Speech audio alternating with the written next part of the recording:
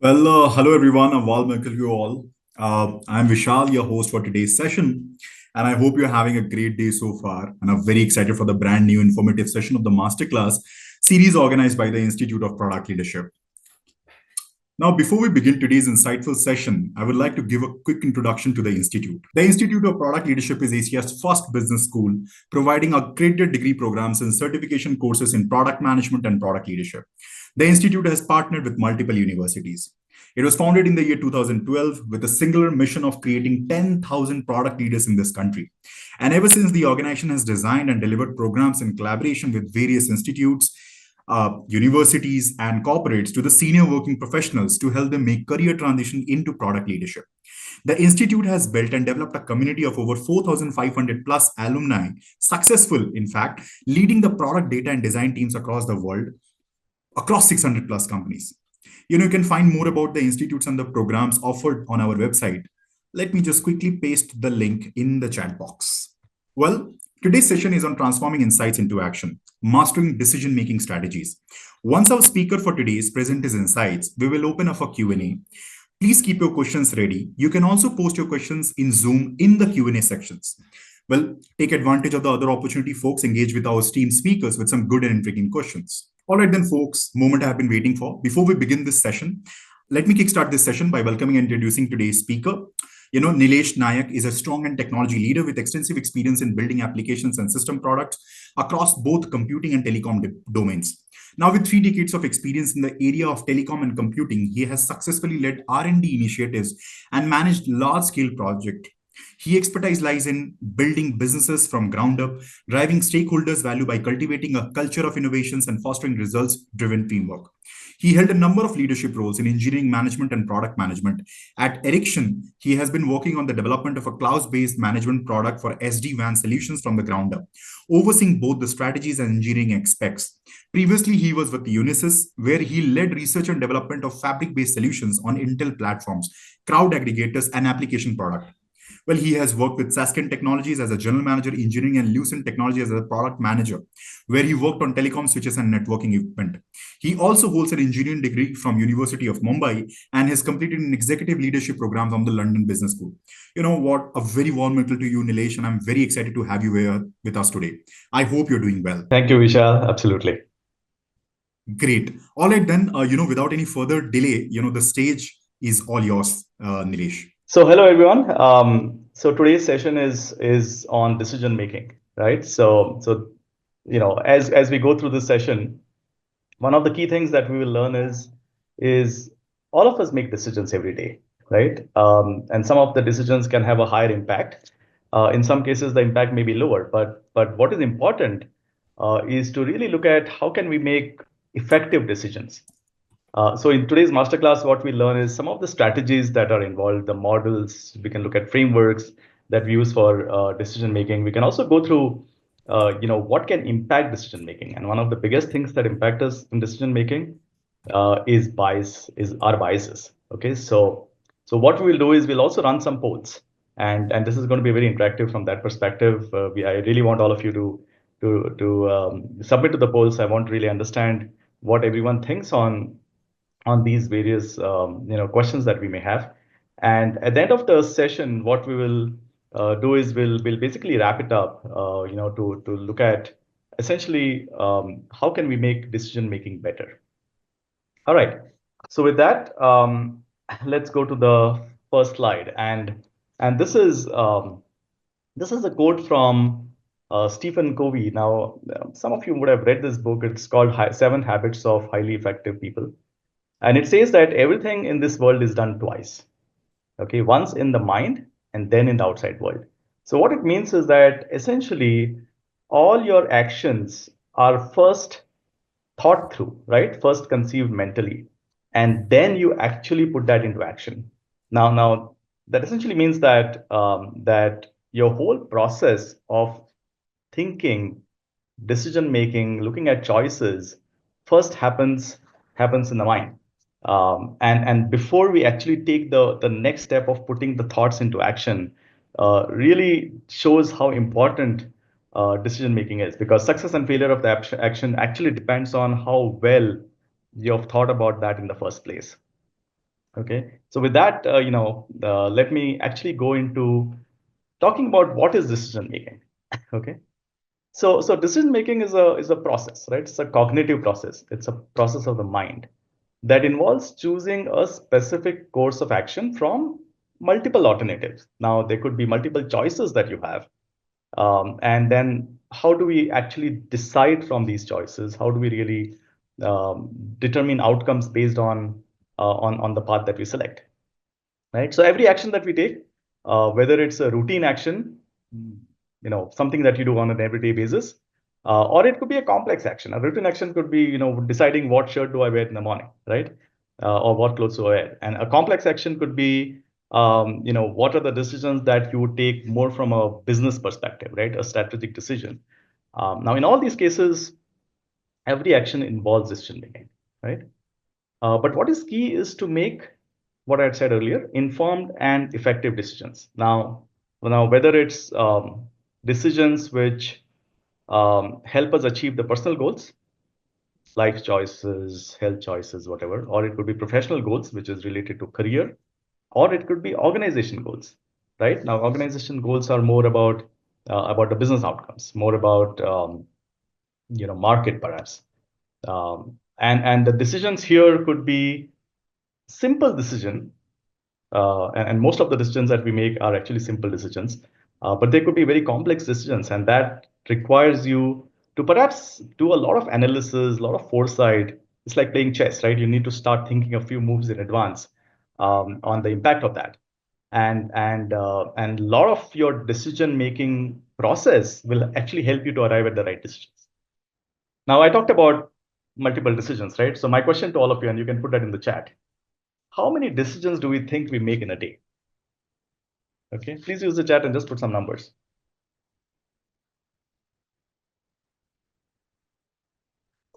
Unfortunately, I can't see the chat because I'm presenting full screen. Vishal, you can just tell me what the answers are. Absolutely, sir. Absolutely. So I think we have the first person, Vineet, who is telling about 5 km. Then we have people, a lot of people saying multiple. Then we have Ram speaking about a few thousand. Okay. Then we have Jitinder also speaking about thousand. Then Kia is talking about at least in hundreds. So yeah, Okay, I think that's uh, pretty close. But remember that when you take decisions, you are taking decisions for everything that you do. Okay, and you could be taking conscious decisions or you could be taking subconscious decisions. Okay, now let me give an example. You're going to office every day, right? The first day you went to office, what did you do? You made sure that you must be looking at a Google Maps perhaps, but you are taking a decision when to take the left turn, the right turn, to stop when the red signal is. How do I overtake a car which is coming in the front, or how do you maneuver, a bike or whatever, right? So those are very conscious decisions that you take. But after driving to office multiple times, after a month or 2 months, what are you doing? You're not really thinking about driving. You're thinking about what's the code that you're perhaps going to work on, or the office, requirements that you may have, right? Something that is pending, your work is pending, and you started thinking about it, and then suddenly realize that you already reached the office, right? Now, have you been taking decisions on the way? Of course, you have been, but those are all subconscious decisions. You have not been actually actively thinking about those. You may be taking such decisions multitude of times. Okay, so in reality, if you really look at the number of decisions that we make in a day, people say it's 35,000. 35,000 decisions. Now, obviously, you're not taking, many of these are not active decisions. You're not thinking through. And as you'll see in the class, a lot of your decisions could be based out of experience. So many times you don't have to really expend your energy to make decisions. And you may be making decisions in your sleep, right? So number of decisions are tremendous. Okay, and that's why it becomes so very important, when we talk about decisions about even wearing clothes, for instance. In the morning, I kept talking about this and that. One more example, which comes up later. Um, you know, People say that you actually expend, your brain is about 2% of your body weight, but it expends about 20% of the total energy. Okay, and that sometimes means that as you start thinking, as you make decisions, that can have an impact on the energy that is consumed by the body. All right, so let's go into why decision matters. Now this is perhaps the only time that I'm referring to product managers. Okay, and the reason for doing that is because this talk is for Institute of Product Leadership, but we'll talk about more general actors as we move along. But product managers are constantly required to make decisions, right? And why is that required? Because that really shapes the product's future. Now you as a product manager could have make a decision which actually will have an impact on various aspects of the product lifecycle, whether it is about developing a new product, or when the product is already in the field, you may want to make a decision, based on the business objectives. Now, these are obviously related to, say, feature prioritization, right? Deciding what features do you need to build, what features, if you've already built, what you need to improve upon. And a lot of this is really dependent on what the user needs are, what the market demand is, right? Or it could be go-to-market strategies, right? Go-to-market strategies, deciding on how are you going to launch the product, how are you going to position the product, how are you going to message the product to the customers. So there could be multiple things that you may do from a go-to-market perspective. And of course, resource allocation. Resource allocation typically is done in conjunction with the resource managers or your project managers, but that is important because you talked about the triple constraints. All of you know that, right? The time, budget, quality, all that is important to look at and deliver the highest value to the customers. What is the impact of the decisions? Well, the impact is on the business growth, obviously, because if you take right decisions, that will help drive revenues. If you take a wrong decision, then that can definitely have an impact on the revenues. It can have an impact on the customer acquisition, on even the expectations of the customers, right? User experience, yes, identifying the right features, identifying again based on the customer expectations and the user and the requirements that the customer has. The user experience becomes one of the most important things. And then of course competitive positioning, which is really about taking strategic decisions which have an impact on the market, right? How can you differentiate this product? How can you look at the competitive advantage? And that impact could be quite severe because that can really help us significantly improve the revenue and profitability, or it can actually have an impact on it. So in other words, effective decision making helps us to reduce risks, right? Helps us to avoid mistakes, avoid costly mistakes, and then it actually helps us to maximize opportunities, right? Because what we are doing is really helping respond to the customer needs, right? And the customer needs keep changing. All right. So when you talk about decision making, it relies on analyzing information. Okay. The information has to be, obviously, it has to be accurate, it has to be relevant, it has to be timely, correct? Now, the information or data should be really evaluated to make the strategic decisions. Now, I talked about two things. I talked about information, I talked about data. What's the difference between information and data? Keep typing out.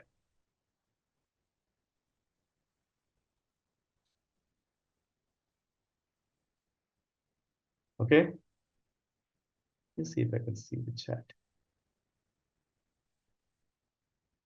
Anybody? The difference between information and data?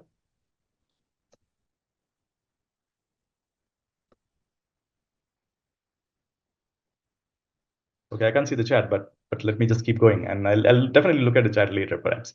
But data is raw, right? They're just facts. And when you make sense of the data, it's information, right? So any data, when you start giving meaning to it, that's information. So information is more like an umbrella term, okay, that I'm using here. Now, the information can be either factual or it can be an assumption. Now, what's factual? Factual is based on facts. It's based on objective reality, right? And assumptions, well, assumptions are based on beliefs. Um, and sometimes what happens is the assumptions can have can be accepted as true, or it can be accepted as untrue, right? And because then at the end of it, it's an assumption that you're making. It can manifest itself into something much later. But when you talk about facts, there are two types of facts. There are stated facts and unstated facts. Now, what is a stated facts? A fact, something which is very clearly documented, right? As an example, if you say that I will submit the report on March 15th, that's a stated fact. Okay, very, very clear, documented information. Or it could be an unstated fact. Unstated fact is more like an implicit information. It's not communicated very clearly, but but it's a fact, right? For instance, when I talked about the report that I'm going to submit on March 15th, um, I'm not saying that the report will be complete in all respects. It'll have no errors, etc. Right? Because those are things which are unstated, but as a part of my delivery of the report, it becomes extremely important. Right? Now, what about assumptions? Assumptions can be divided into two categories, right? So you have a reasonable assumption and an unreasonable assumption. A reasonable assumption is something which comes from your prior knowledge or experience. Now, on the example of the report, you said I said I'm going to deliver it on March 15th, which will have no errors. It'll be complete in all respects. I'm assuming that when I send it to you, you will review the report on the same day, or you'll review the report within 24 hours, right? So that's an assumption which is fairly reasonable. Um, what is an unreasonable assumption? Well, I am going to submit a report and you will perhaps not even notice that I've submitted a report. It's not a, it's more speculative, right? Because there's no evidence to really support an unreasonable assumption. Okay, so that's how the information flow is. But why am I telling you all this? Now, this is because when you take critical decisions, right? You need to first decide whether the decision that you're going to do is based on data which can be complete, or the data could be uncertain. Now, you need to take decisions on all these things. You need to recognize the fact that you are taking a decision based on the information. And the fact that it could be a fact, it could be a stated fact or an unstated fact, which means that you have a fair amount of information, can help you to take a take a decision in a certain way. Or in some cases, if you're identifying assumptions, right, that can actually change the way you're taking decisions, but at the same time, it will help you to reduce the risks if you actually start challenging the assumptions. So the first thing is when you have information presented to you and you need to take a decision based on an information, you need to first distinguish whether it's a fact or an assumption, right? Decisions are always made based on verifiable information. And once you know that they're assumptions, then you need to challenge any unreasonable assumption. And that's extremely important because you can't keep information half-hearted, right? When you're actually making decisions, because a lot of your decision making is going to have an impact. And using this particular framework in decision making will actually help you to make a more accurate decision. Okay, so that's more about when information is presented to you. But now let's start looking at what is the decision-making cycle. Okay, now a decision-making cycle essentially refers to a structured process. So what you see here is how a typical person would analyze information. How would that person choose actions? How would you start evaluating the outcomes, right? So this whole process actually helps you um, to take a decision based on, it could be a very simple uh, everyday type of a decision, or it could be a very strategic decision that you would make, right? But this is the typical cycle that you follow. The first thing is problem identification, right? So first is to recognize that a decision needs to be made, and then you start defining what the issue or opportunity is. Okay, so that's the first thing, you identify the problem. The second thing is information gathering, right? So essentially collect all the relevant information to understand the situation. Now, how do you collect that information? You could use internal information you have in our office. For instance, if you want to take a decision, you may want to do a lot of study on the reports, right? So you have reports which you may need to read, or you may need to go outside. You may need to go external and look at market analysis. You can look at market research, but there is enough sources that are available today, right? When you want to make a decision. And remember that the right decision, well, a right to a certain extent, and we'll talk more about what is right and wrong in this context, right? But to take a more effective decision, let me use that word, effective decision, really depends on the amount of research that you have done, right? So information gathering is very important. Next is to look at evaluating the alternatives, right? Now you can look at a range of possible solutions that could occur because of once the information is gathered. You can have um, you know look at solutions which could be something which has been tried and tested before, or it could be something which is very innovative, right? And you can decide on the solutions. It's up to you. But what's important is that you start looking at alternatives, and then you decide. Then you make a choice. You select out of all these alternatives. You look at what is the pros and cons, right, of each of these. What's the impact of each of these? And once you identify and you have a fair understanding of what the impact is, what is the pros and cons, then you say, okay, this is the choice that I've made. Once you have made the choice, then it's easy. Then you start implementing the choice, right? You basically put a plan of action, and not only that, once you decide, then what do? You communicate, right? You communicate it to all and sundry. You communicate it to the stakeholders. You provide you know the reasoning behind why you have taken the decision. But then I don't know if the decision is good or bad. So what do? You review. You measure the effectiveness of that particular decision, um, and then you start thinking whether that decision has actually solved the challenge, solved the problem. And if it does, then great, you've made the right decision. If it doesn't, then you go back and modify your approach.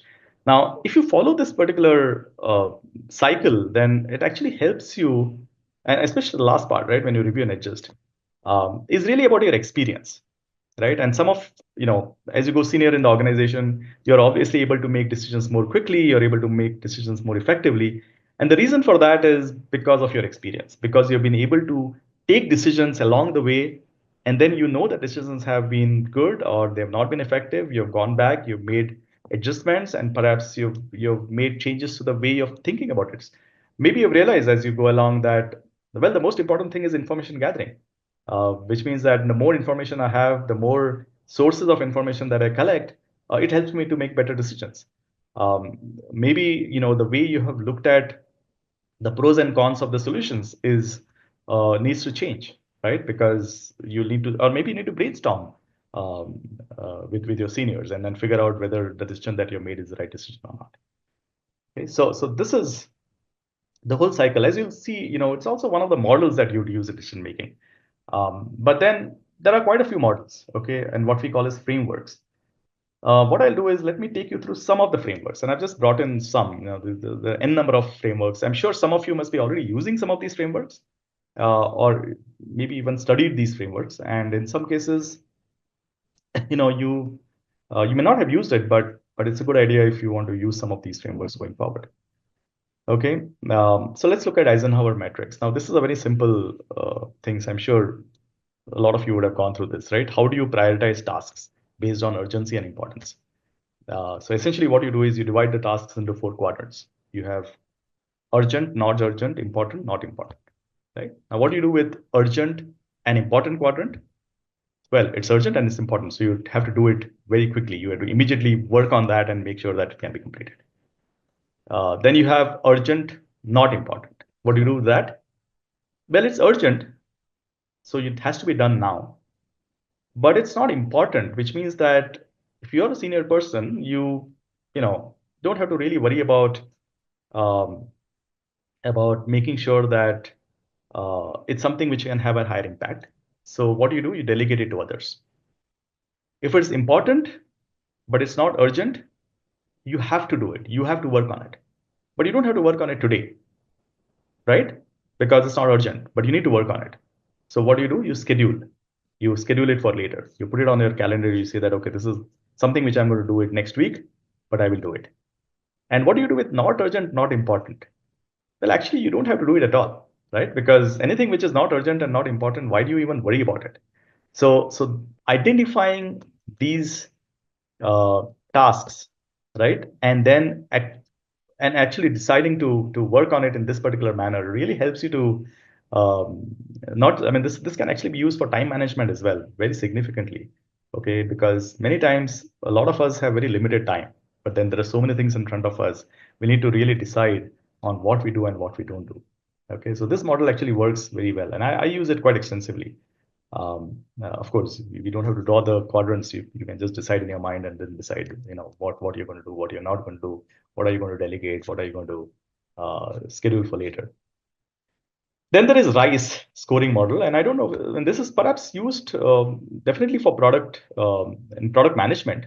Okay, so any of your product managers may be using this more effectively. It's actually for prioritizing projects based on this RIC model, right? So our reach is what's the reach of that particular product, or any decision that I make on the product roadmap.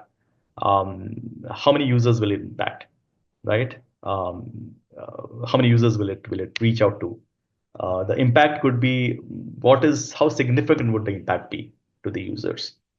um, how confident are we, right, of the outcome, and of course how much work or effort it's going to take when I do this. So based on these four factors, you decide on what should be the way forward for your prioritization method, right? So anything which, and even if you're using agile methodology and your product managers who would actually look at prioritizing features, prioritizing projects, use this particular method, okay, which is going to be very useful. Okay, decision trees. Decision trees are very similar to, drawing any tree that where you have mapping out the decisions based on the outcomes, right? So for instance, if I look at um, if I take this branch, then which is basically the decision that I make, then this is the outcome. If I take some other branch, which is a different decision, that this is the outcome. And based on the number of decisions and number of outcomes that I have, I can decide which is the best possible choice and on an outcome. So I'll take that particular branch of the tree and then move forward, right? So many times it may help if it's a very, very complex decisions to actually start drawing decision trees. SWOT analysis, I don't need to talk much about this, I guess, right? I'm sure all of you know about SWOT analysis. This is used more for the market positioning. It can also be used, when you actually look at competition, for instance. You identify the strength, the weaknesses, opportunities, and threats. Okay, so I'm not going to go through this because it's a very um, widely used, I would say, in the industry where, and more from a marketing perspective, more from product management, sales, right? To really start looking at what are the strengths that you have, what are the strengths that competition has. Same thing is with weaknesses, opportunities, and based on these things, you really decide on the course of action. And then we have the cost benefit analysis where you start quantifying the expense and the gains, right? And then you find out which is going to give you the best return, and that will really help all of you to decide on whether you should really put money on those features or not, whether you need to invest on that particular feature or not. So I just put here about 5 frameworks, but as I said, there are quite a few of them. But even if I mean, I thought that some of these frameworks which are most commonly used, and even if you just know these 5 frameworks very well, you could perhaps use these for, I mean, not all of these, but at least one of these for any of the decisions that you make, which are very, very comfortable with.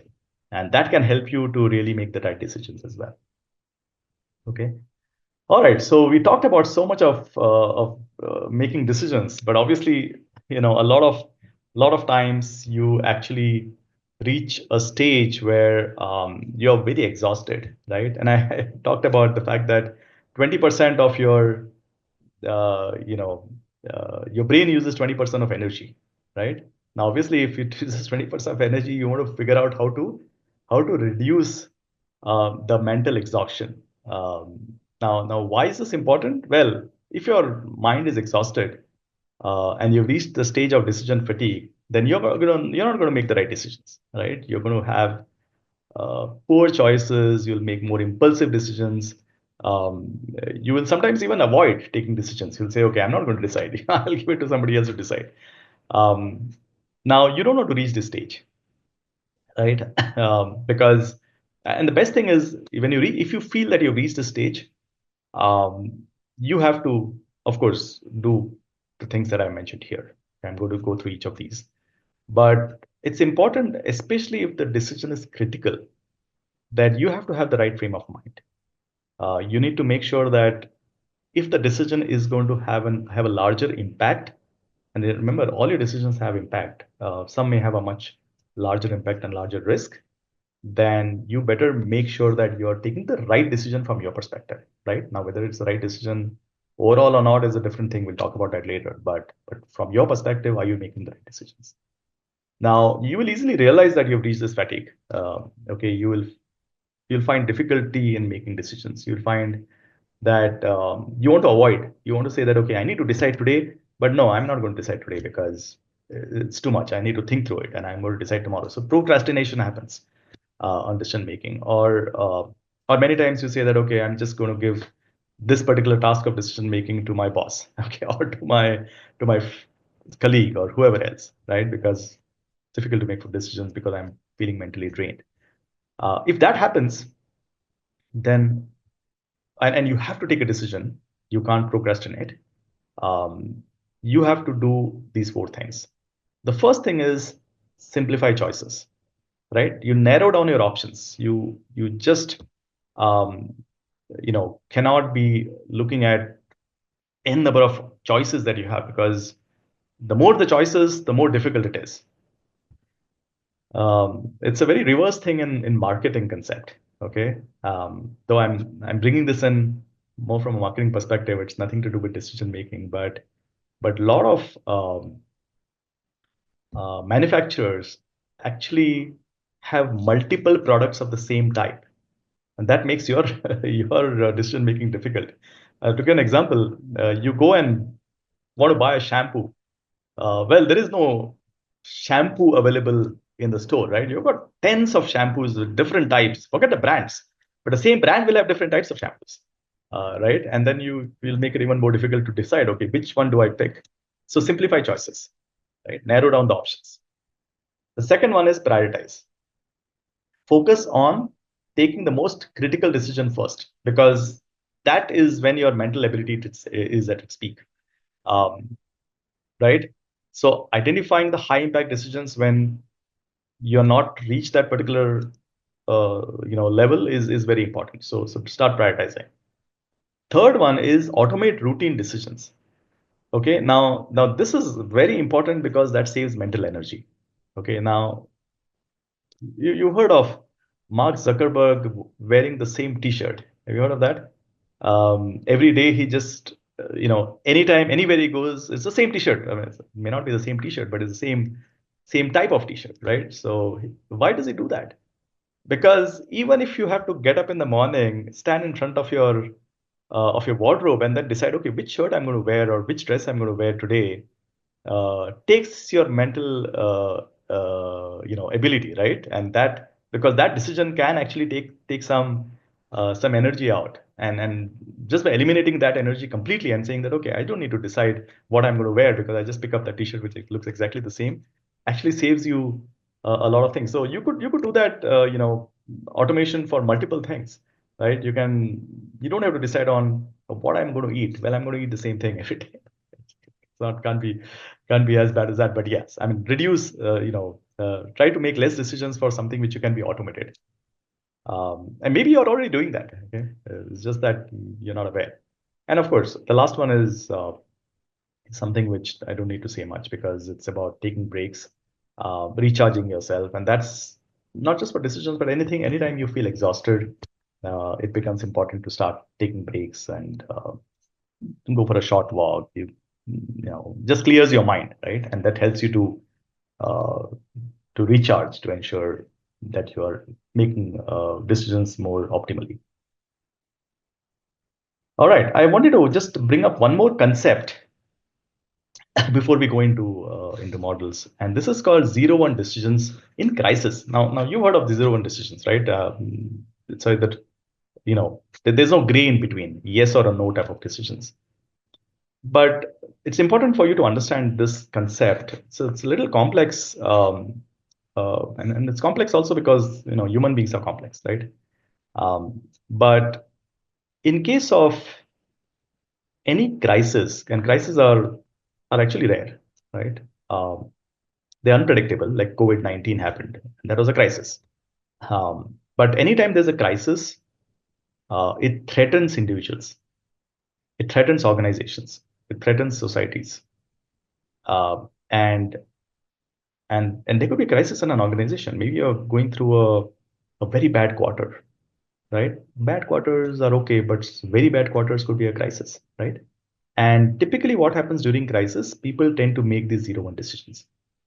And what does it mean? They focus on outcomes rather than the process. So they don't go through this whole process that I talked about, right, in the previous slides. They go through judging by outcome, and this leads to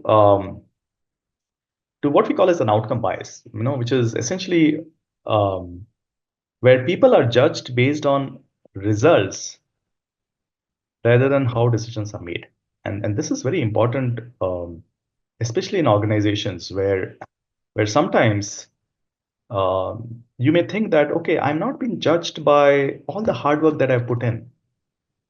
I'm not being judged by all the groundwork that I've done, but I'm judged on what was my outcome, what was my result. And if the result is negative, then I'm impacted, right? Now remember that this happens during crisis. It doesn't happen normally, right? Um, it doesn't happen normally because in a normal process, people are thinking more rationally. But whenever there's a crisis, that can make organizations take decisions which sometimes you may feel, oh, why am I impacted because of that? Why is the decision so harsh? But you need to think that these things typically happen when uh, you can have both sides of the equation, right? You can have heroes coming out of the in case of a crisis, or you can have scapegoats coming out of a crisis, right? And that can be typically happen as a part of um, you know deciding based on the outcome, right? You never start thinking about um, the whole process, but then you start predicting, and once you start predicting, then it can actually result in things which may not be important. So just wanted you to understand the fact that yes, there could be such things, and if you feel that you know that such decisions are taken in organizations or even sometimes in your personal life, then yes, it's quite possible, because in case of crisis, the whole thing goes out of the window. All right. But what's important is this whole process, right? So and we talked about this process before. I think I called it the process earlier, and this is more of a model, but it's the same thing. And I'm not going to spend too much of time on this, but it's more like a repeat. And the reason I'm bringing this up is this is what I call as a classic model. But many times you may not go through this at all. Now just imagine, many times you need to make a decision. Do you actually look at, okay, what is the problem? And let me write down this is the problems. Let me look at n number. You'll of course do information search, but I talked about looking at external, internal. I talked about getting all sources of information. I'm now going to sit down and evaluate alternatives. I'm going to decide on this product. Well, this is a process which is obviously going to work extremely well. But can you actually do this every time? Well, the answer is no, because many times you have one constraint. And what's that constraint? The constraint of time. This takes a lot of time. Now, you may be able to make the most effective decision if you go through this particular model, because it's a step-by-step structured approach, right? But remember that you may not have time to do this.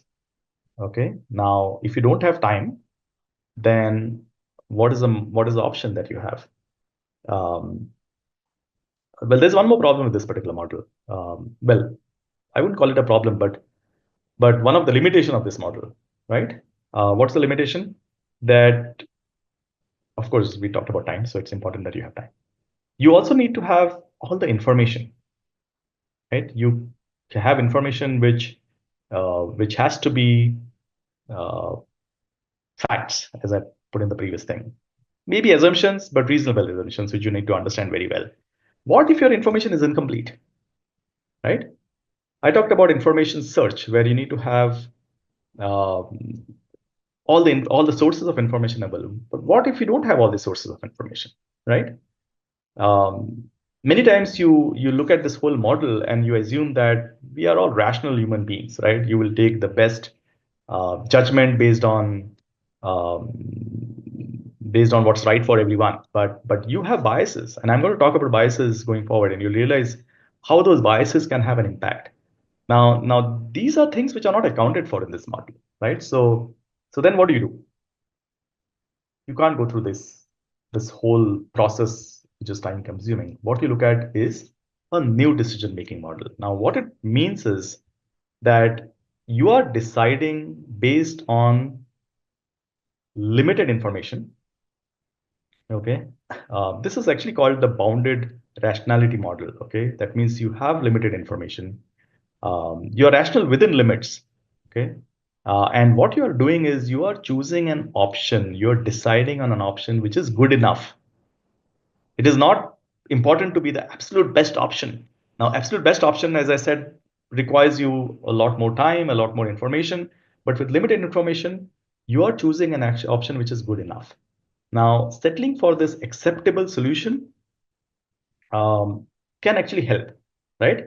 Because many times it's very difficult to process all the information and that's decide based on all the data that we have. Because with limited information, relevant data, limited processing that you can do, limited experience that you have in deciding, you are deciding what is good enough. Okay. Now, the biggest advantage of this is it's time sensitive. You can decide very quickly, right? And this is also important that sometimes you start thinking about this whole process that I talked about earlier, where you are having multiple choices, you're making multiple, you're selecting the best decision. The best is actually to go back to a senior and say, okay, this is the decision that I've made based on this model, and then ask if that's the right option, and that can help you to validate your assumption, and that can help you to actually improve your decision making, because in some ways you're getting experience, right? And that is sometimes the best option. So many times you will do this. Though it's important to understand the right methods for uh, deciding on anything, but many times what you do is you have limited information. And this typically works when you have more experience. When you have less experience, it's actually always better to go back to what I've said earlier. But as you start gaining experience, the best way to do this is it good enough for the action that I'm going to take, is it good enough? Than saying that, okay, I'm going to take more time, more data, more information, and then decide on the best decision. Can be a very time-consuming exercise. All right. So that was really uh, about this whole models and how do you start thinking, how do you decide, how do you arrive at the right impact, because anything that you arrive at can have can have a larger impact. But what I talked about earlier, right, is now coming back, uh, the biases. Now, why is it that for the same information, for the same data that you collect, if there are two leaders in the team, both take different decisions, right? Now, of course, one reason could be, that they have not thought through, they don't have enough information, they have, perhaps not spent that particular amount of time, or it could be their past experience. But a large part of that is because of the biases that you have. Okay, biases have a profound consequence in our ability to make decisions. Now let's try to understand what those biases are. And for that, I have a few questions, and Vishal is going to help me to raise a poll, so you can using that poll, you can decide. By the way, these questions are, there's no right or wrong answer, right? It's important that you have, whatever is your answer is important for me. Okay. There is, by the way, there's no right or wrong. I'm not going to say that this is what is going to be the right answer. But let's go through it. So in a 4 pages of a novel, right? Just imagine 4 pages of a novel that you've read. How many words would you expect to have the form of? It's not dash dot and dash. It is 5 dashes, n, and a dash. Okay. So dash dash dash dash n dash. So it's a 7-letter word with n as a 6th letter. Okay. How many words would you expect to have this form?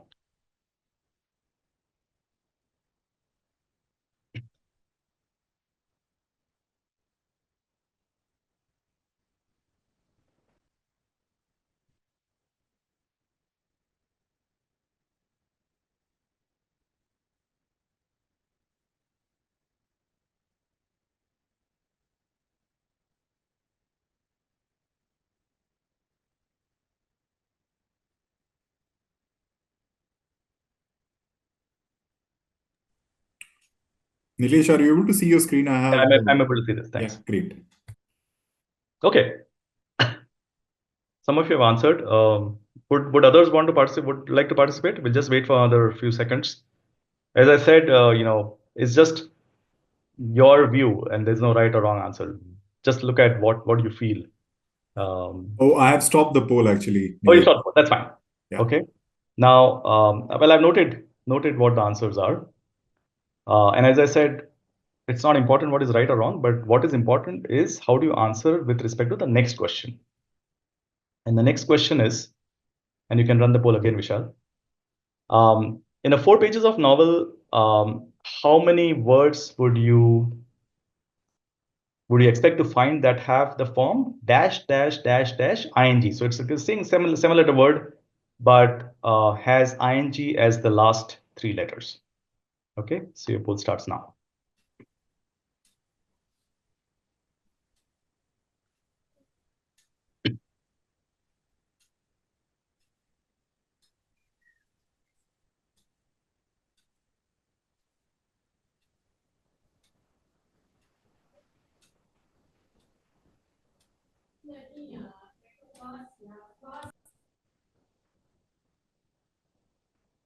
Okay.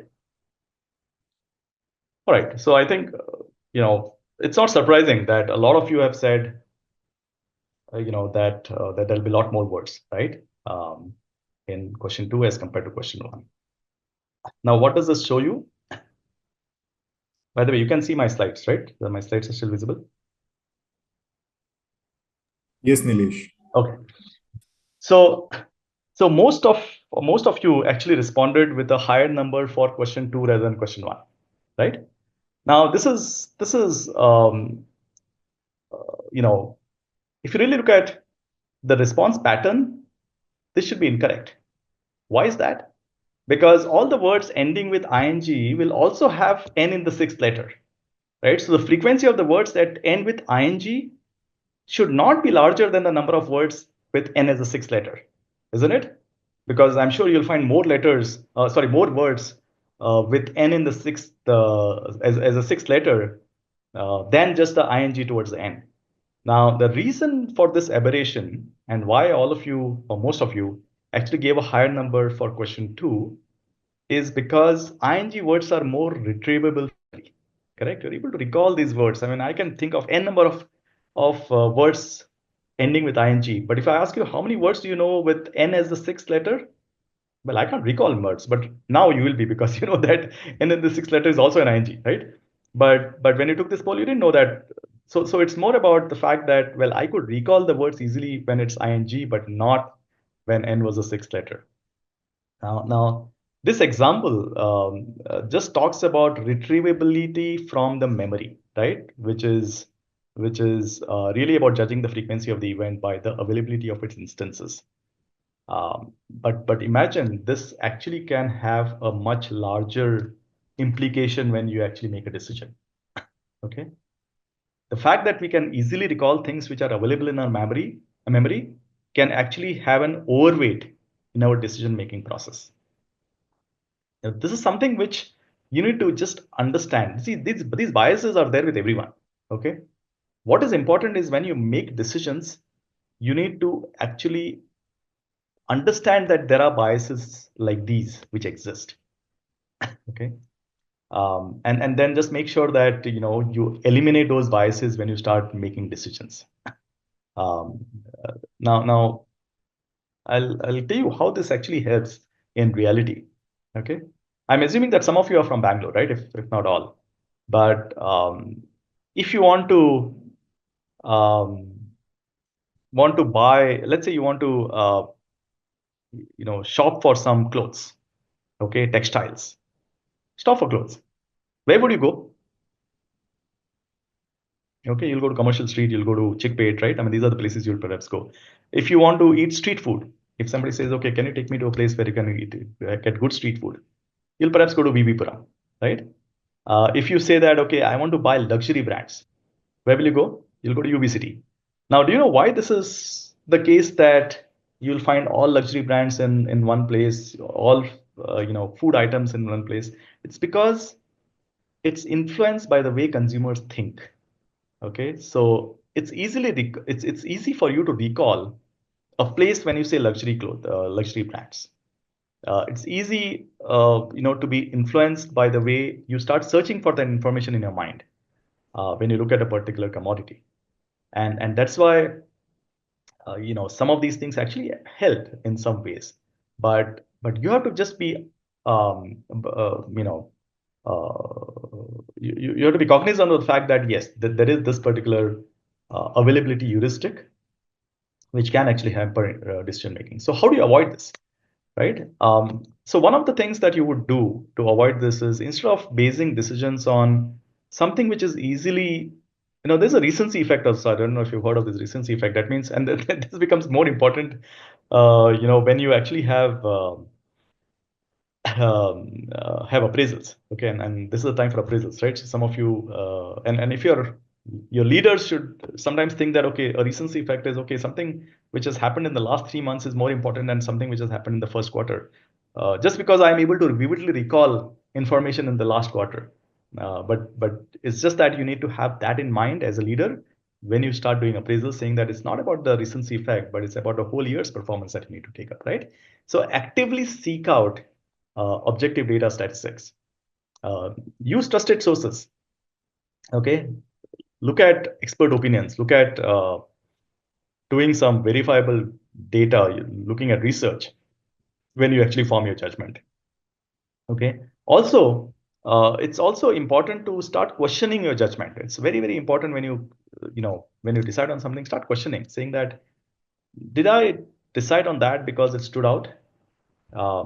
And again, I don't know, the audience has got leaders or how many leaders exist in this audience, but as a leader sometimes it's also important to start making sure that deciding, and I talked about appraisal, it could be awards that you have, is that decision based on a more recent event, or is it something which reflects more broader perspective?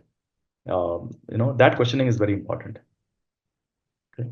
And then of course, sometimes what happens is you just need to be aware of the fact that something that you read in the news, uh, or you hear from your colleagues, or read about this constantly happening on your emails, can actually skew your perception.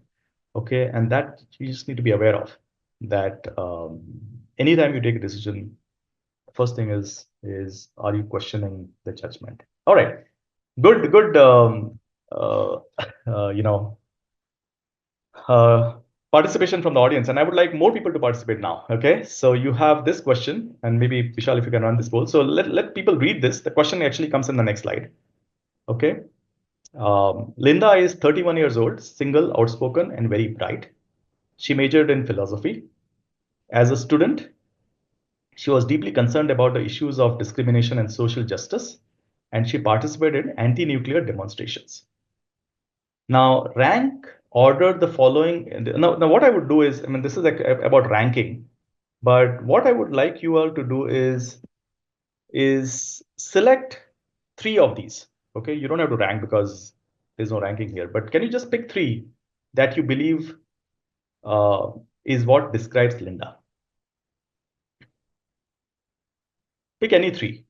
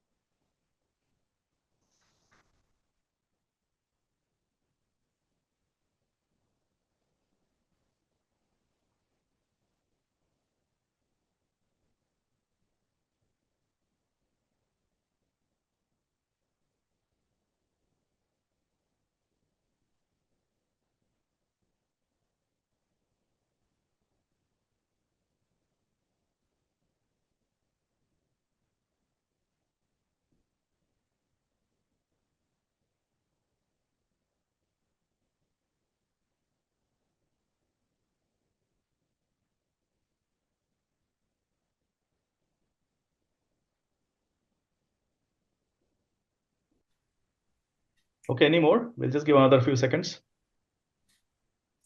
I have stopped the sharing, sir. We'll stop sharing. Okay, Yeah. fantastic. Okay, so I'll just pick the top three that came up here, right? Linda is active in the feminist movement. In Linda is a psychiatric social worker, and Linda is a bank teller who is active in feminist movement. Okay, so these are the three. Now, what we call this as representativeness heuristic. So heuristic, by the way, is more like rule of thumb. Okay. Now, now people generally, and I've done this a few times, tend to choose these three.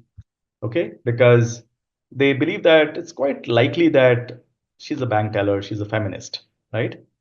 Even though sometimes, and if you look at the last one, right? Let me go back.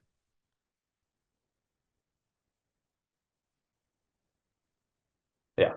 If you look like a 53% selected bank teller who is active in feminist movement, right? So that means a bank teller and a feminist.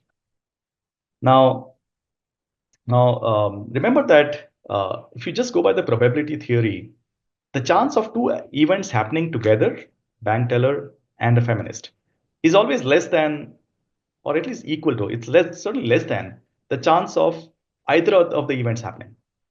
Correct? So it's quite possible that maybe she's a bank teller, maybe she's a feminist, but both bank teller and feminist, well, that is quite a rare event because just by probability it shows that likelihood of the event occurrence is, you know, similarity of that events, you know, if the stereotypes are similar, right? Now, this is an example of what we call as a conjunction fallacy.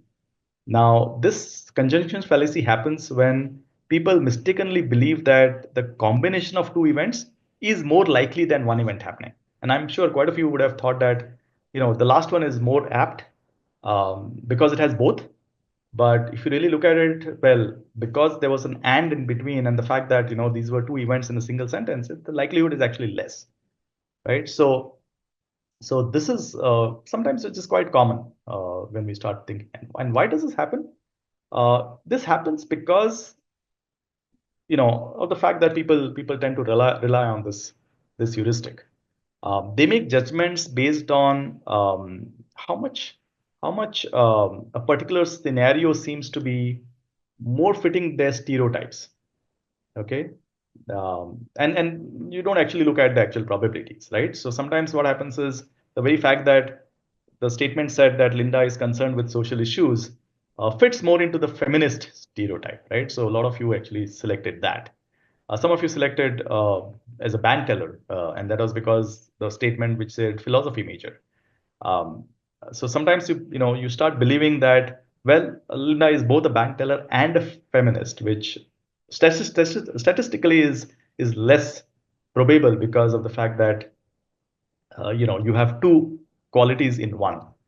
And that's why sometimes more detailed scenarios, and many times, even in an exam, you find that if there's an answer which has more detailed scenarios, you'll more likely select that.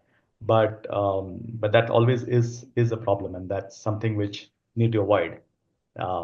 Okay, I've said this before. Don't be misled by highly detailed scenarios. pay attention to base rates. Now, base rates are things which are, where um, things are common, right? Things which are more more regular. Uh, and understanding the basic probability and recognizing the fact that probability of two events occurring is actually less than the probability of each of these events occurring, I think is very important to be just mindful of. Okay. It actually sometimes highlights the fact that, this is all based on thinking, right? It's all based on cognitive biases. You can actually make faulty judgments just by the information that you get, right? Just important to understand that. Okay, one more poll. Okay. So a newly hired engineer for an automotive firm in Bangalore has 4 years of experience and good all-round qualification.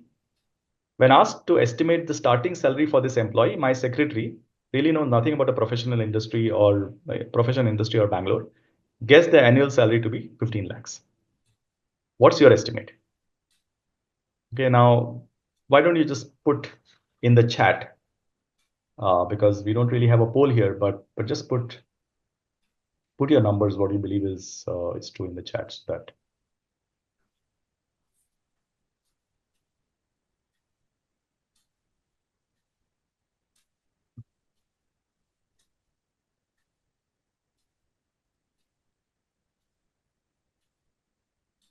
I'm sure all of you have some answer. And as I said, there's no right or wrong answer. It's just going to help you learn better if you participate.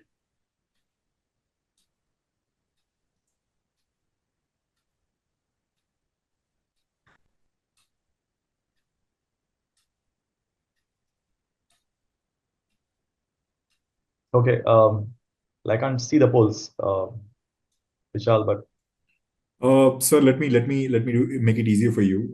We didn't have the poll, but people have been posting their answers in the chat box. So we have Jitinder who is telling 6 to 8 lakhs. Then we have Aruna who has telling about 6 LPA. We have people who are telling about between 4 to 5 lakhs. Then we have Vinod who is taking about 7 to 9 lakhs. Praveen is talking about 8 to 12 lakhs, and few people have been telling about that they don't know. okay, fair enough. Yeah. Yeah. Okay. So all of you gave some answers, right? And those answers, obviously, if you have an experience of this new, what is the actual salary? I don't have the experience of an automotive firm, what salaries they get, but many times what happens is, we make assessment based on uh, based on the first piece of information that you have, right? And we call that as the anchor. Now, many times you, without having any information, you said, okay, it's 15 lakhs, so maybe it's in the line of in the ballpark of 15 lakhs. Maybe that person is getting 25 lakhs. We don't know, right? But or maybe that person is getting much lower. But you have this information, 15 lakhs, and even if I've said that my secretary knows nothing about Bangalore or the salaries, you still use that as an anchor. Now, maybe some of you did not, but remember that this can lead to biased judgments, right? Now, this is actually very common. It may not have been so common when I gave an example like this, but it's very common when you actually go for shopping. And how many of you have actually gone to a roadside vendor? And I'm not talking about a shop where everything is the price is fixed, but you go to a roadside vendor, and let's say you wanted to buy a t-shirt, right? You go to two shops. The first shop, and by the way, it's identical t-shirts, but the first shop says, okay, it's 500 rupees, non-negotiable. Okay. And you go to a second shop, he says 800 rupees and it's negotiable, right? So you negotiate in both cases, right? So what happens in shop A when he says 500, you start negotiating and maybe you negotiate and end up with the price of 400, right? Because you're thinking of 500 as the introductory and as the reference price, right? And then you finally decided to buy it for 400.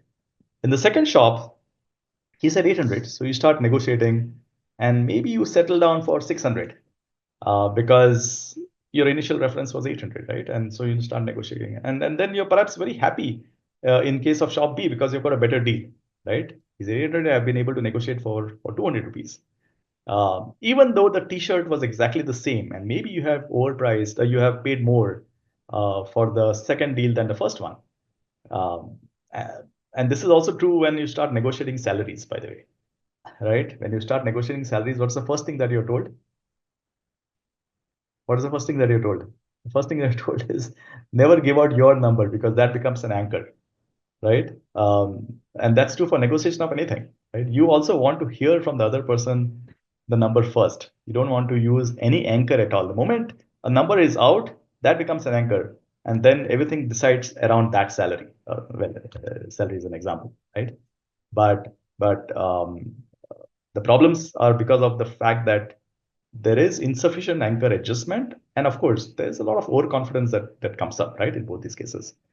Now it's important to avoid this bias. Now, this, as I said, could occur in multiple scenarios. Okay, and I'm sure you have experienced this bias, uh, and this is especially true in negotiations.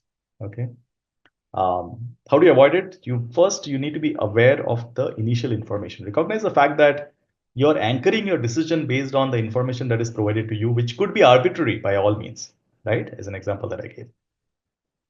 Consider multiple anchors.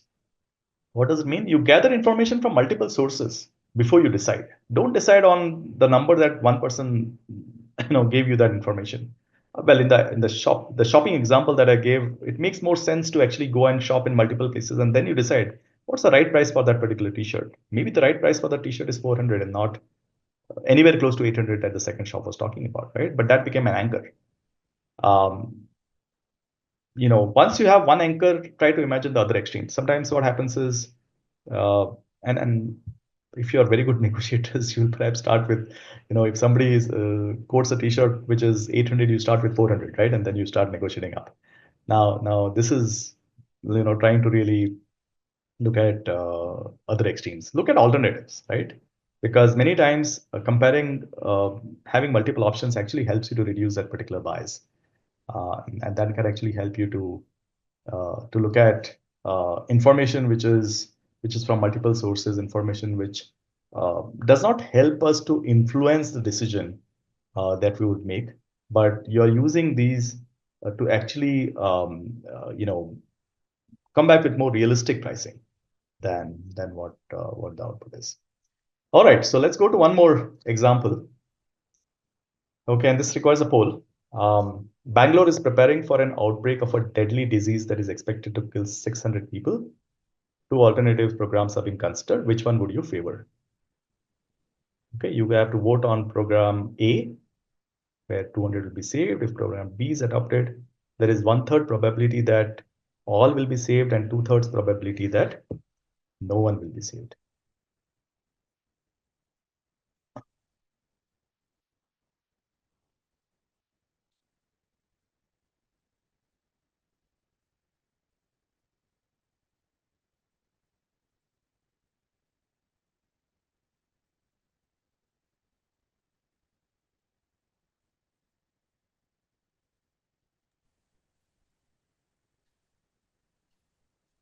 So let me know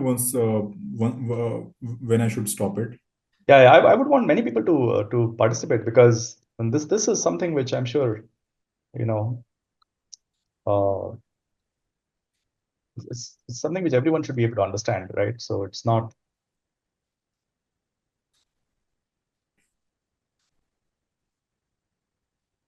okay. Let's stop.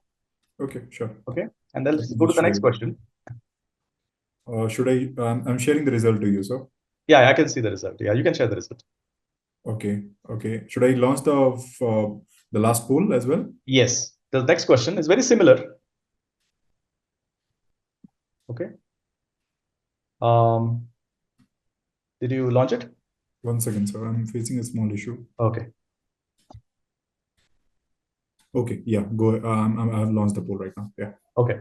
Very similar question, but Bangalore is preparing for an outbreak of a disease that is expected to kill 600 people. If program A is adopted, 200 will die. If program B is adopted, 1/3 probability that no one will die and 2/3 that all will die. Okay. Go ahead, guys. Definitely expect all of you who participate in the previous poll to participate here as well.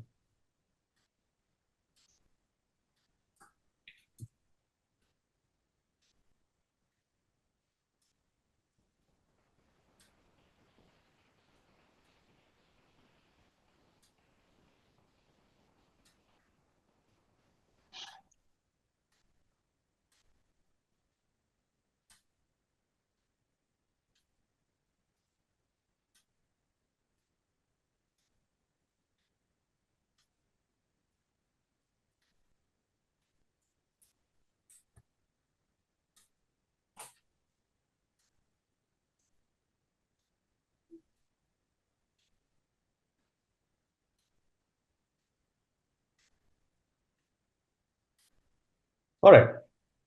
Anybody else?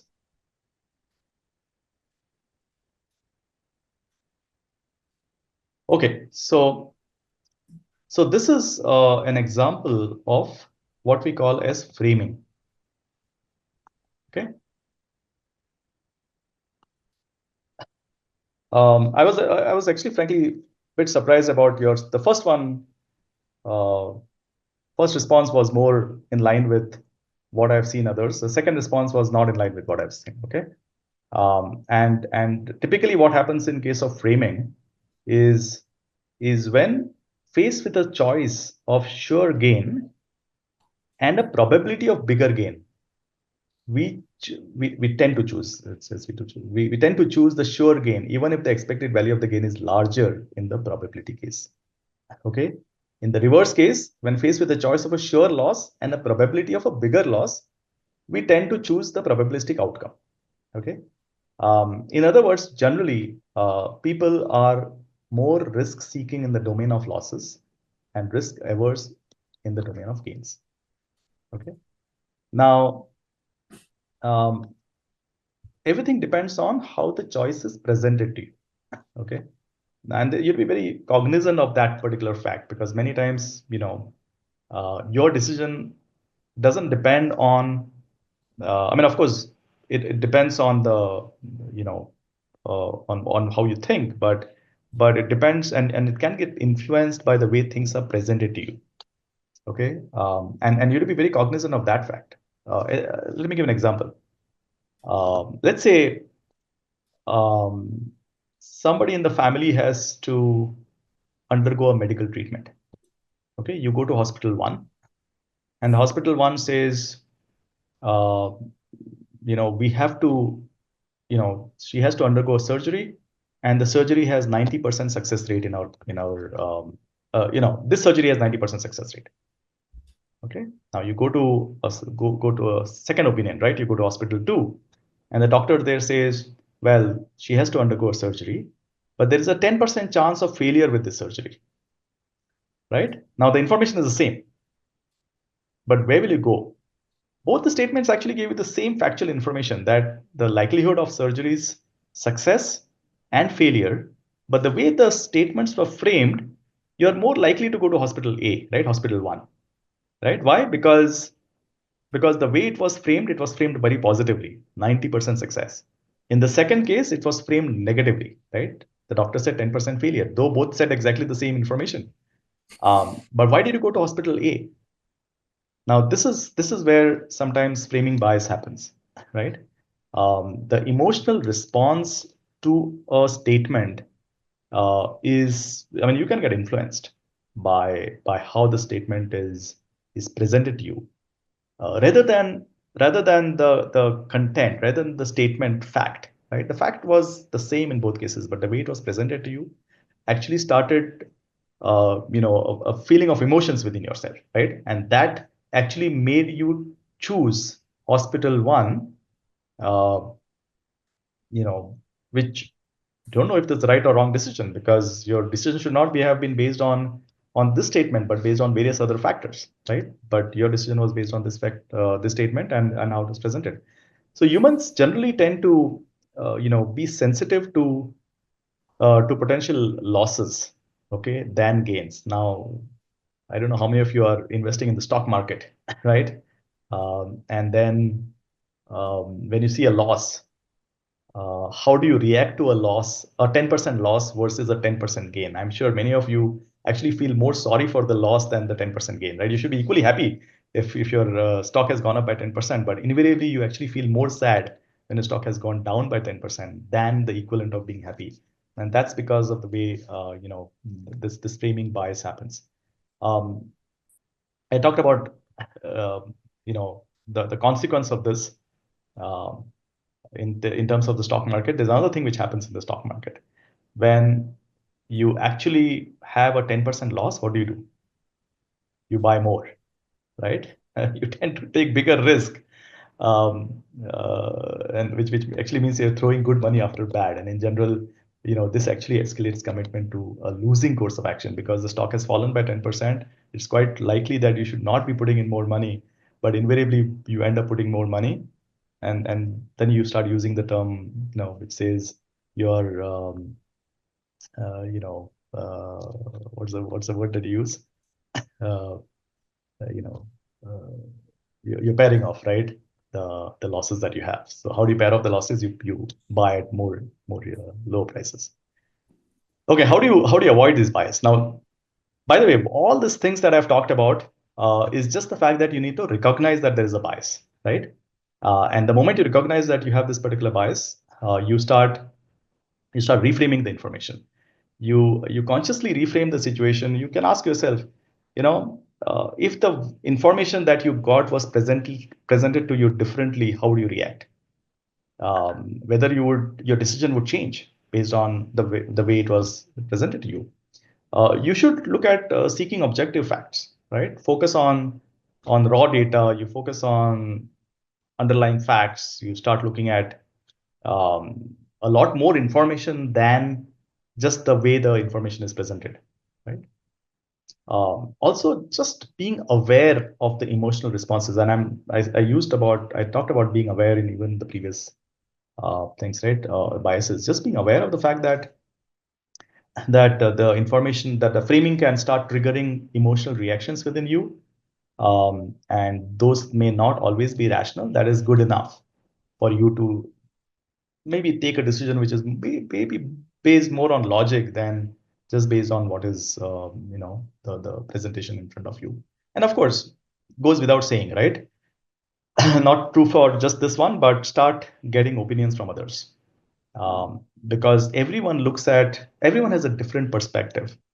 And why, right in the beginning, I had said if there are the same data presented to two different people have two different decisions, is because the perspectives are different, the experience is different, and the biases are different, right? So this is extremely important that you start consulting, and this is the way you will start learning as well. This is the way you'll start, um, you know, improving your decisions as you go forward. Because for every decision, if you get a perspective which is a different perspective from what you have decided, you'll be able to understand other people's views as well, and that helps you in this. So that's all I had about biases. Before I end the session, I think it's important to look at something called game theory. And I believe that no discussion on decision making is complete if I don't talk about this. Okay. Now, those of you who are very interested actually should study this game theory. And then this itself could be a 1 or 2 hour presentation. Okay. But game theory is actually a framework, right? It's a mathematical framework which is used, and there's a lot of research behind this for for strategic interactions. Okay. When the decisions, sorry, when the outcome um, is not just depending on the choices that you make, but it depends on the choices that everyone makes. Okay. Now this is widely used uh, in businesses, even in their personal life. You'll see that game theory, you may not actually, you know, uh, use it from this perspective, but then internally, of course, you are deciding your decision making actually within a family also happens a lot through decisions made by multiple people. In fact, one of the things that I don't know if some of you have actually studied or at least you know about, right? Um, when I talk about decisions made by others, do you know that? Well, I talked about all the shops being at one location, right? And that was a different concept. But here, a similar concept I mean, one of the concepts that essentially happen is if I want to, you are a shop owner, okay, and I want to set up a shop in a certain place. Um, how do you decide on where to set up the shop? Okay, you decide based on, okay, let me set up the shop because this is where I get the most customers. Fair enough. You have a competition. Now you have a competitor. Now, if the competitor decides to set up the shop, where would that competitor set up? Right? Maybe he will set up on the other side. So if you have set up something on the east, and the competitor will set up something on the west. And what will happen? you will find that one of the competitions, one of the shops actually make more business than the other. Fair? Okay, what's the next step? Your competitor makes more business than you. What happens? You will move closer to the competitor because you know that business actually comes from that side. So you're moving from east to west, right? And what are you essentially doing? By moving from east to west, you're actually stealing customers from your competition because some of the customers are now moving to your place, right? Now, you can avoid this competition by just staying where you are. But then what are you doing? You're losing customers anyway, right? Because your competition is getting more customers than you. So that movement happens. Many times, this movement also results in the same area having your competition as well. And you'll notice this many places, right? You will find that if you go to a shop that where you want to buy something, you will find that the competition shop is right next to it. And this is called Nash equilibrium. Okay, this occurs when there's a cluster of competitors, and this is it actually doesn't help in improving the customer base. But even if you want to move somewhere else, the entire cluster would move somewhere else. Okay, this is a very very evolved topic, but I would really like some of you to start um, actually studying game theory. It's a very very interesting thing. There's something called prisoner's dilemma. This is Nash equilibrium. There are multiple things that can actually excite you when you start reading about game theory. All right, so I just wanted to sort of brush upon the fact that yes, this becomes a very important thing on decision making. Actually, it's used a lot in politics, okay, and you realize why it is used in politics quite a bit. Fair enough. Okay, if you want to read more about decision making, there are some really good books, okay, and uh, I would really, those of you who are voracious readers should really pick these 4 books on decision making. Actually, it helps you to look at things very, very differently. I talked about the perspective. It actually will help you to significantly change your perspective. Thinking Fast and Slow by Daniel Kahneman, is about Daniel Kahneman is actually a Nobel laureate. Okay, so he discusses how do you use intuition for decision making. Okay, he talks about human behavior. Human behavior is such that you know you actually could start looking at a process which is very different. He calls it a dual process, which is how you take decisions. And this is an excellent book. I really like that book. The other book I liked was Blink. Okay, Blink is another good book written by Malcolm Gladwell. And this is another, I think Malcolm Gladwell has written quite a few books as well. Smart Choices, the one I haven't read Smart Choices, but I'm going to read that next because this is supposed to be, a very good for making life decisions. Okay, so it's another classic. Michael Lewis's book about, well, actually, if you don't like reading books, then I would suggest that you read a movie which has come out on um, this topic, which is the art of winning an unfair game. It's called Moneyball. Okay, it's a movie which is about a team. It's about baseball, but you'll enjoy this movie. If you have not seen this movie, I would certainly recommend that you see this movie. It's a baseball team called Oakland Athletics. Okay, and how did that team use analytics to beat the team with larger budget? So this person who is the coach, manager, I would say, not coach, he has a decision to make, right? And obviously, as a manager, he needs to make sure how does he help Oakland Athletics baseball team to win, and how does he use analytics? How does he actually manage to beat a team which has larger budget because he's working on a very small budget? It's actually a very broad subject on human performance, decision making, something you'll really enjoy. This movie is really great. Okay, and then finally I come towards the end of my presentation and just the final thoughts. Okay, sort of reviewing what we have done.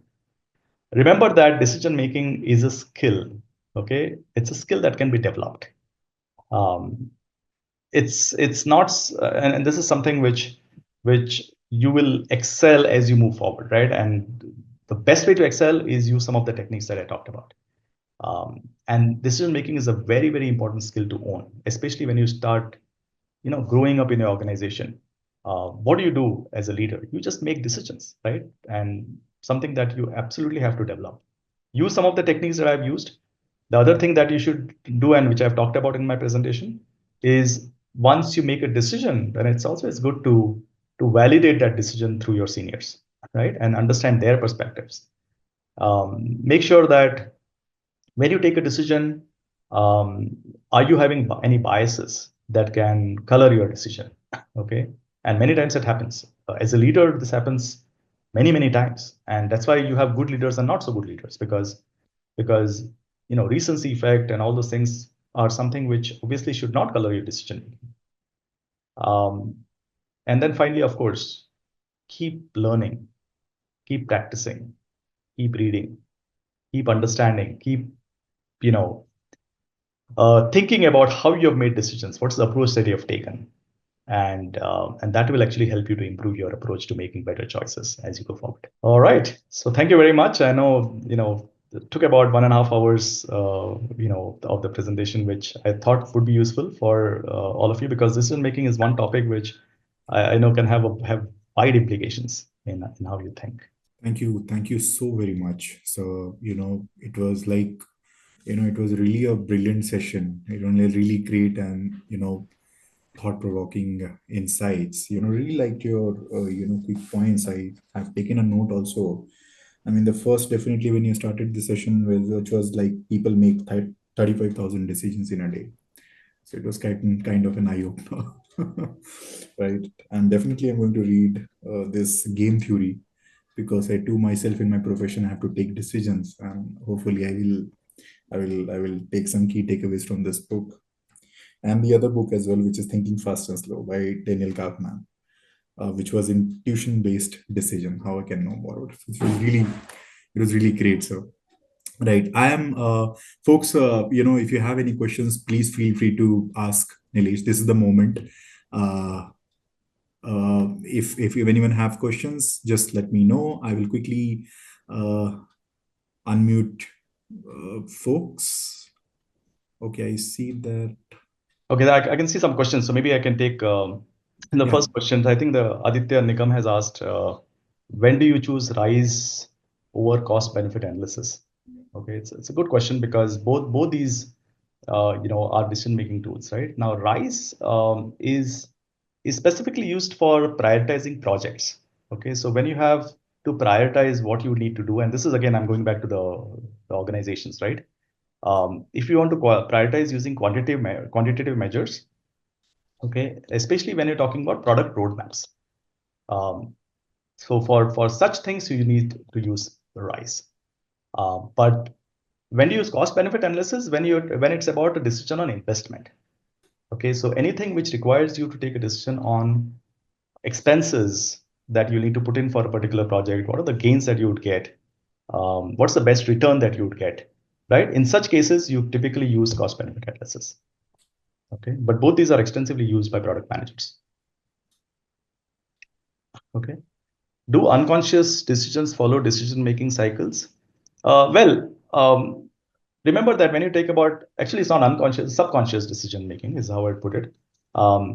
You would take a lot of decisions subconsciously without actually using your brain. Okay, when I say you don't use your brain, I'm not saying that you're not thinking actively. Okay, your brain is still processing. Remember that, when I talked about 35,000 decisions that your brain makes, how many of those are active? Maybe not many are active, because all active decision making requires you to actually put a process. But then, as I discussed, right, many times it could be the whole cycle that you would use, or many times it could just be a quick decision making based on the new decision making model, right? But a lot of times, your subconscious decision making is based on your experience, and something which you've been doing, so many things routinely over time, actually helps you to improve on the subconscious decision making. Okay. The next question is for Eisenhower. What all factors to consider when decide if something is urgent or not? Well, see, when you say something is urgent, a lot of times it is about the requirement from somebody else, right? You know that if your manager tells you that I need this report by end of today, it is urgent, right? I don't know if it's important or not, but it is urgent nevertheless. So what do you want to do? If it's a report that the manager wants you to send, so obviously you have to act on it, right? So it's not something you can delegate. But anything which is very urgent, you need to trigger, uh, a test cycle today before end of the day because I want to see the test results tomorrow is also urgent because if I don't do that, I'm going to miss on the entire testing that happens overnight. But that's something that you may want to delegate to others. But urgency typically comes from external sources, unless, of course, you believe something is urgent. Many times it's external sources because unless things become a crisis, you would have identified those as important things that you would take care earlier. Okay. So remember that urgency actually comes as an external factor. Can too much information also lead to confusion in decision making? Absolutely. Okay. In fact, it can actually make decision making a very difficult thing as well. In fact, one of the things which a lot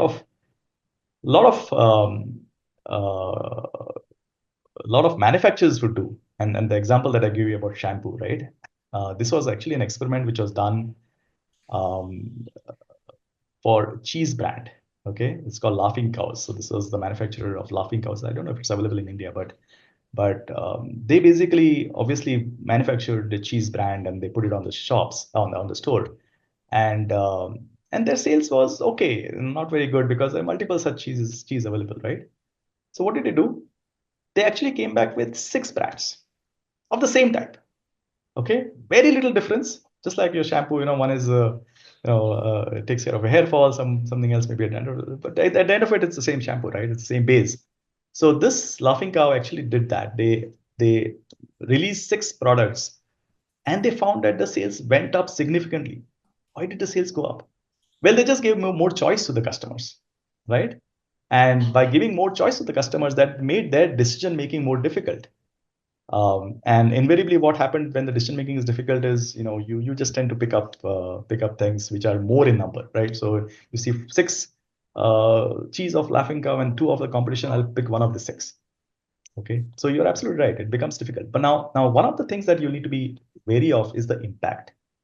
If the impact of your decision is high, you obviously need to take into account all the choices, all the information, because that decision is going to have a higher impact. So sometimes it's important to have a lot of information. But if it's a routine decision that you would make, which may not have an impact, or you may be able to mitigate that impact in some way, then I would suggest that you go into the second model that I talked about, which is how can you take quicker decisions. What approach do you take when you realize decision went wrong? Should we continue and try to make a success or go back and correct it as soon as possible? Absolutely. If the decision has gone wrong, you have to correct it. Now the question is how do you correct, right? Um, Again, I go back to the impact part. By the way, a lot of decisions taken by senior leaders, they may not always be correct. Okay, they may be actually terrible decisions, and that can have an impact, a much more significant impact than a decision which is taken by somebody who is just a programmer, for instance, right? And the impact may be much lower. But if you have taken a wrong decision, then if you can reverse that decision, absolutely go ahead and reverse it. You will get that feedback very, very quickly, right? And leaders have actually reversed decisions quite a bit. Now, sometimes it's difficult to reverse decisions because the impact is already felt. The impact is already too late. Um, well, and as I said, the first thing that leaders would also do when they take very difficult decisions is that they would look at a consensus. Okay, consensus doesn't mean that everybody agrees. Sorry, it doesn't mean that everybody has the same opinion, but it only means that everybody agrees, right? And so that consensus decision making sometimes helps significantly in terms of whether you're taking the right decision or not. But absolutely, this is extremely important. All right. I think, I Well, assume you don't have any more questions, sir. And truly, we all have enjoyed having you with us today, Nilesh, and it's been a complete pleasure. Let me take a moment, just sharing. Okay, so please accept Yes. this certificate of appreciation from the institute. Once you scan the QR code, it will go directly to the Hall of Fame, which we have created for you. So thank you really once again, Nilesh. Thank you, Vishal, for this opportunity, and thank you everyone for attending the session. I hope you really enjoyed this. Thank you and take care. Thanking each and everyone for giving us your valuable time, and I'm sure you had a fruitful time at the session. And I'm really looking forward to hosting you in the near future. On that note, I end today's session. Thank you, everyone. Have a great rest of the day. Thank you so much, Nilesh. Thank you. Goodbye.